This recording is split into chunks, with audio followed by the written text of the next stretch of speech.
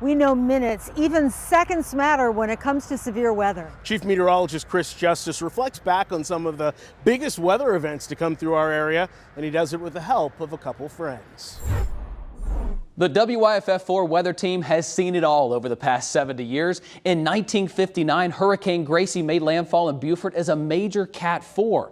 Then in February and March of 1960, it would not stop snowing. There was not a lot of school that year because it snowed weekly.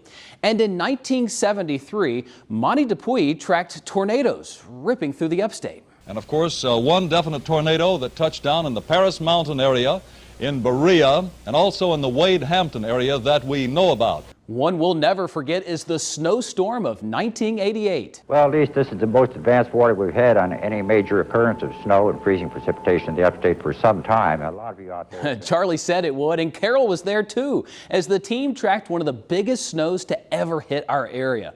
That takes us to the 90s, when the John Cessarich and Dale Gilbert era began. From actually flying into hurricanes to tracking the big ones, these two saw it all.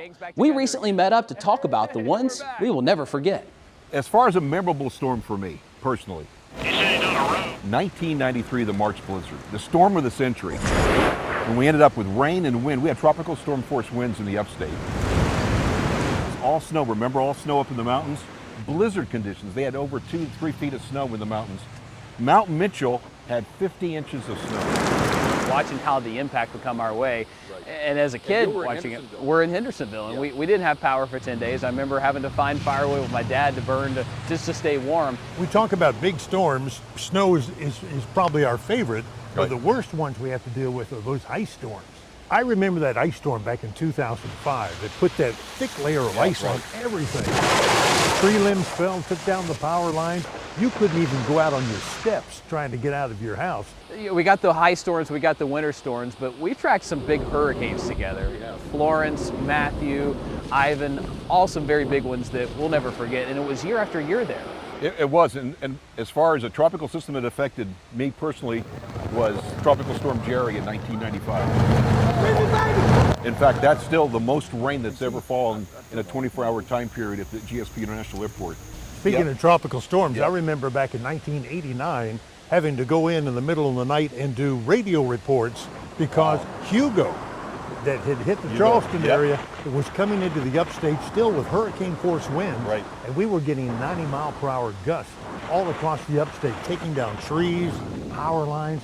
It was a scary night with a hurricane in Greenville. We get a lot of severe weather here. We're talking major violent tornadoes that went through Seneca. Because this is going to be a long night. One of those nights you see the writing on the wall, this is going to be a bad night. This is an extremely dangerous situation, and we'll remember getting on at 11 o'clock and encouraging somebody in every household to stay awake all night long.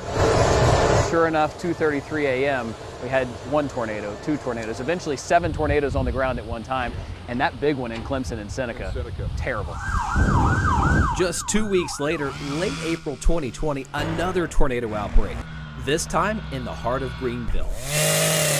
A powerful EF2 touchdown just miles from WYFF4, knocking out the power. We're okay here at the station, but we did our take backup generator keeping us on air, allowing me to track the twister street by street. There was one big weather event we were able to plan for months in advance. 2017. The total eclipse that came through the upstate. That was so much fun. Yeah, because we were all at different places. Where were you, Dale? I was over in the Hollingsworth area, that new development over there, and had a huge crowd of people. Oh, yeah. And everybody was anticipating that moment. And then when it just went dark for a little bit, it was like there was a hush over the crowd, and then everybody started to applaud. And it was an amazing event to go through. Oh, and the temperature dropped like 5, 6, 7 degrees. Yeah. But when it hit, and you had totality, that was so cool. We also reflected on the legacy of the WYFF4 weather team. Hello, you too. Welcome. We're glad to have you. When I started in 1991 at WYFF4, it's the commitment from management and ownership for every 28 years that I've been at the station, where if there was a chance for me to go somewhere else, I didn't want to go anywhere else because I knew they committed so much, 100%, 101%, to weather. Yeah, in fact, yesterday 76 And I just know that WYFF is going to continue to be in the forefront of not only technology, but the personalities like Chris and those to come who will continue to focus on the weather for the benefit of the entire upstate area. And to help meet track storms for decades to come, WYFF4 just invested in a brand new Live Super Doppler 4. The only privately held Doppler in the market, Live Super Doppler 4.